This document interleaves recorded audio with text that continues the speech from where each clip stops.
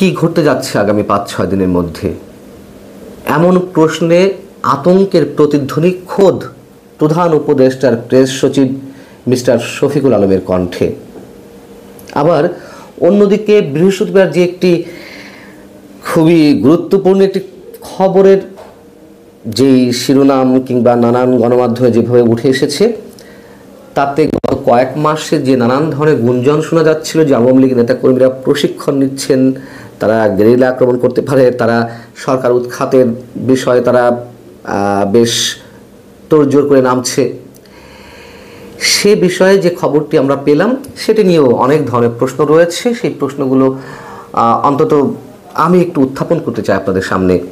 আগে আসি প্রেস সচিব সম্পর্কে। তিনি বৃহস্পতিবার সচিবালয়ে সাংবাদিকদের একটি অনুষ্ঠানে বক্তব্য দিতে গিয়ে নির্বাচন প্রসঙ্গে বলছিলেন যে প্রধান উপদেষ্টা যথা সময়ে নির্বাচন দিবেন, যেমনটা তিনি সবসময় বলে থাকেন।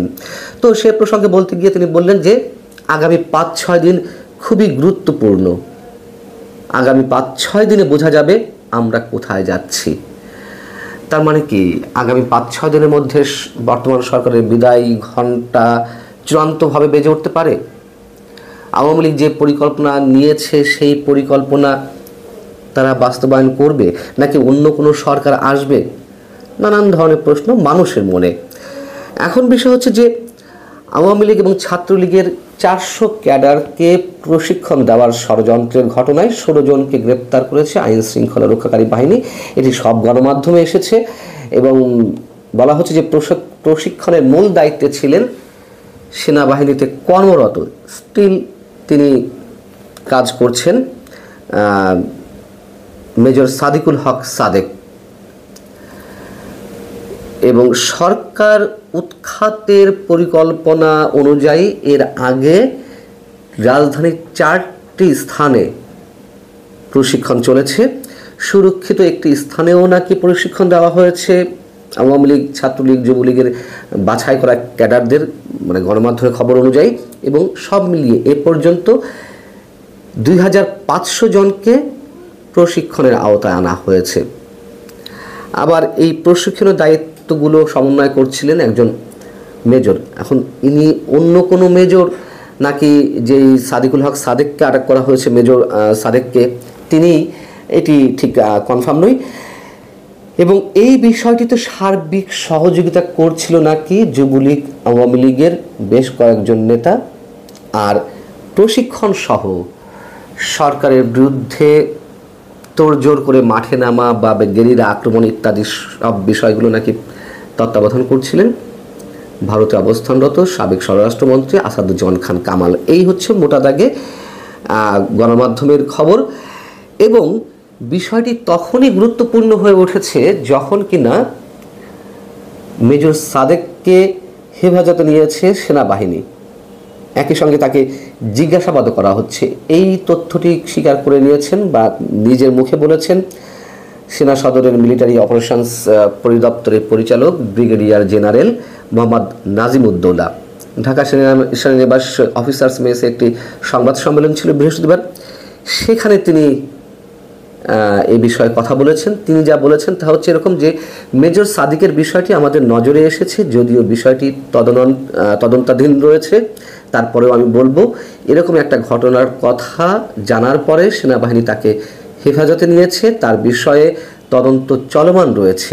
যেহেতু বিষয়টি তদন্তাধীন, তাই এ বিষয়ে এর চেয়ে বেশি কিছু তিনি বলতে চাননি। শুরুতেই যে কথা বলছিলাম যে এই যে প্রশিক্ষণের বিষয়টি নিয়ে, সেটি নিয়ে খুবই গুরুতর অনেকগুলো প্রশ্ন উঠতে পারে। প্রথম প্রশ্ন হচ্ছে যে আমি বলছি না যে এগুলো একেবারে গুজব বা গুঞ্জন আকারে একেবারে উড়িয়েও দিচ্ছি না, আবার সত্যতা কতখানি সেটি নিয়েও প্রশ্ন উঠতে পারে। প্রথম প্রশ্ন হচ্ছে যে সেনাবাহিনীতে কর্মরত একজন মেজর পদের একজন ব্যক্তিকেই কেন প্রশিক্ষণ দিতে হচ্ছিল?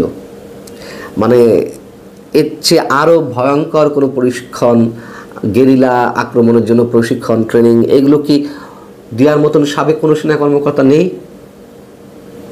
বা অন্য কোনো ব্যক্তি নেই যে চাকরিতে থাকা অবস্থাতেই একজন মেজর গোপনে আওয়ামী লীগের নেতাকর্মীদের গেরিলা আক্রমণ শেখাচ্ছেন, কীভাবে করতে হয় না করতে হয়। এটি খুবই যৌক্তিক একটি প্রশ্ন আমার মনে হয়।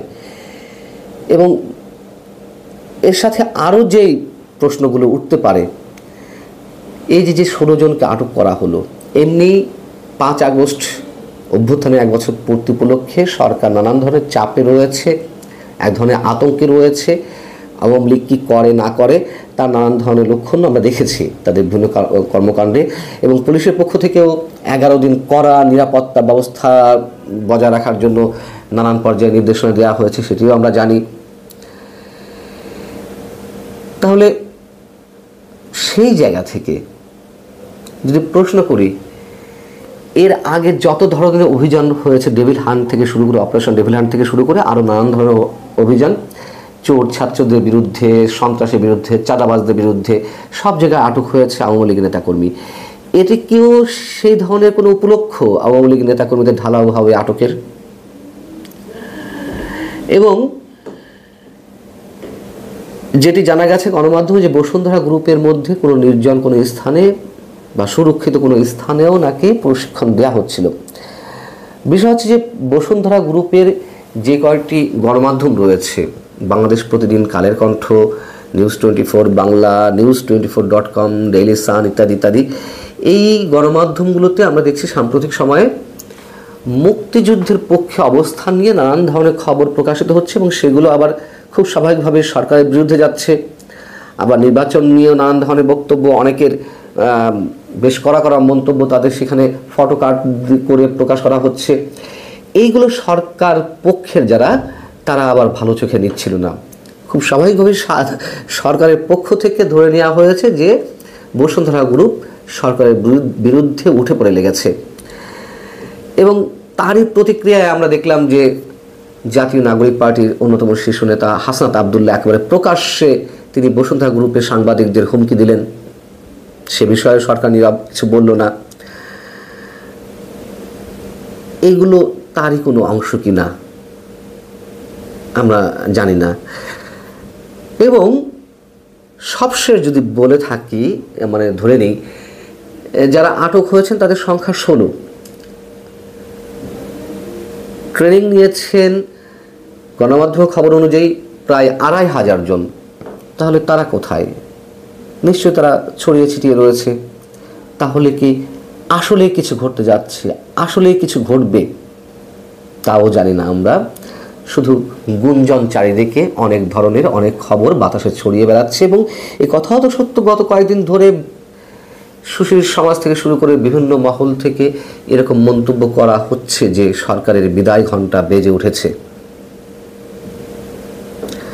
আসলেই আগামী 5-6 দিন অবশ্যই খুবই গুরুত্বপূর্ণ। ভালো থাকুন সবাই। আল্লাহ হাফিজ।